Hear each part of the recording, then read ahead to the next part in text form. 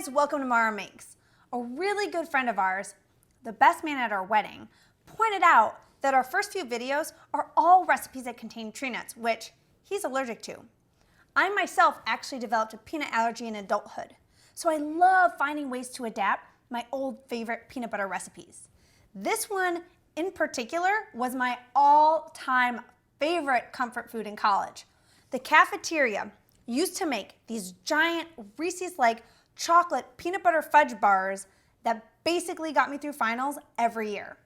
So I spent hours trying to find a recipe that came close, and I found one on Dorothy Kern's blog, Crazy for Crust. You can find a link in the description below to her recipe. But today, we're gonna be making some substitutions, including making it nut-free. I can't wait to share this with you guys. Cal, this one's for you. All right, let's get started.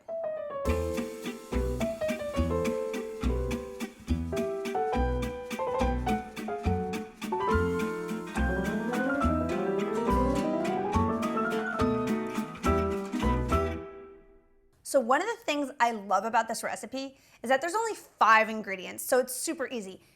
And it's no bake. It comes together in a cinch. First and foremost, we have 194 grams of graham crackers. That's funny, graham crackers. 194 grams of graham crackers. Now, if you're getting the regular generic graham crackers, where you have 4 crackers to a sheet, that is 12 and a half sheets. Next, we're going to be using 1 cup and 1/4 cup powdered sugar. Okay, that's easy enough. Then we have 1 stick of salted butter, and then you're gonna melt it. Now, for those of you who have checked out the original recipe, you'll see that she uses Ritz crackers and unsalted butter.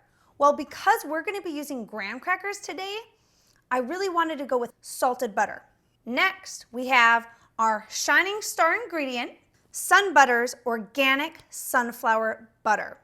I always try to go organic when I get my nut and seed butters just because there's really only 1 ingredient in them. This just has roasted sunflower seeds. You could use almond butter, cashew butter for this recipe if you don't have a tree nut allergy. I still would recommend using sunflower butter for this, even if you can eat nuts, because it just gives this very interesting flavor that is similar to peanut butter. It mimics it really well. It just is, it's delicious, and I highly recommend trying it if you never have. You're gonna use 3/4 of a cup, and then you're also gonna wanna set aside 2 tablespoons for the topping. Last but not least, we have 1 cup of milk chocolate chips. You can use any type of chocolate you want, dark chocolate, semi-sweet. I'm using milk, and I like using milk chocolate chips in this recipe because I'm kind of going after that Reese's peanut butter cup vibe of flavors, and this approximates it the most. All right, that's it. Okay, so for this no-bake recipe, what you're going to need is a food processor and then a glass pan. I'm actually using a Tupperware dish. You could use really any pan. Just know that the wider it is, the thinner the bar will be. I kind of like a fudgy thick bar, so we're gonna go a little bit less than 8 by 8. I think this is like 8 by 6. The original recipe says to grease it. I don't think you need to if you're using glass, so I suggest just sticking with glass to make it easy on yourself. What you're gonna do is you're gonna put your first 4 ingredients in the food processor, and then you're gonna mix it. I'm gonna start with putting my graham crackers in first. You're gonna want graham cracker crumbs, so I figure let's just mix up the graham crackers.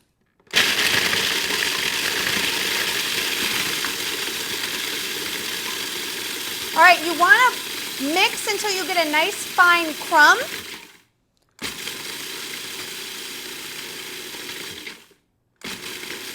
You might have to press down a couple times, maybe pulse it a bit. Disco, disco, disco, disco, disco.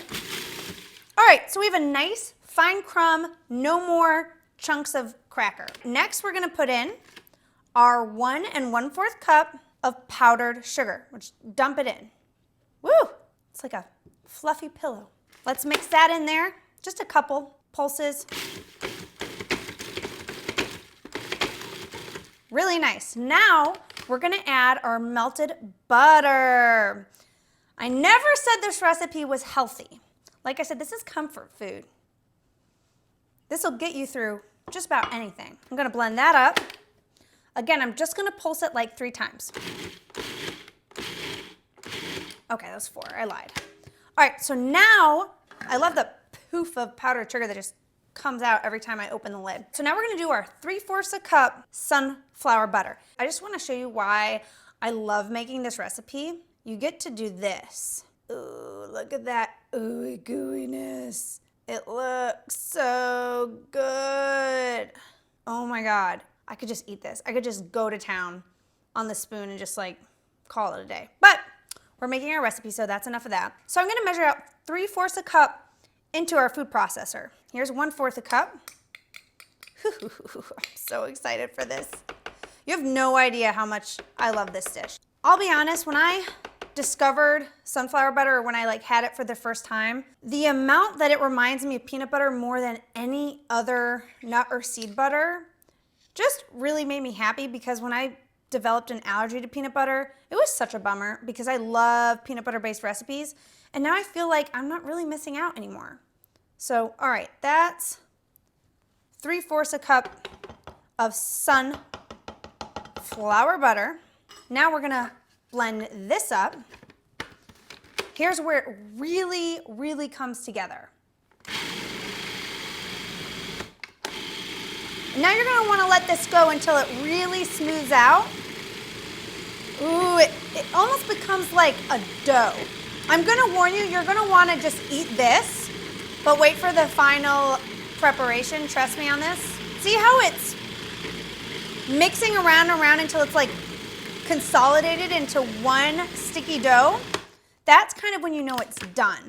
I'm going to take this dough, if you will, and you're gonna spread it on the bottom of your glass dish.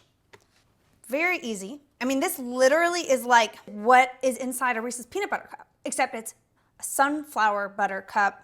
So you wanna get everything, every last little bit. Okay, cool. Now, you're gonna wanna spread the mixture into the dish and try to make it as even as possible. I'm using a little spatula here, and that's really what I recommend. You could use a spoon, use the back of a spoon. Now we have step 2, which is our topping. So you're gonna take your 1 cup of milk chocolate chips, pour it into a microwave safe bowl. Now you're gonna microwave this. Here's the deal. We're gonna put it in for about 45 seconds, take it out, stir it, put it in for 30 seconds, take it out, see where we're at, and keep on going like that. So I'm gonna put it in for 45 seconds. Time lapse. It's been 45 seconds.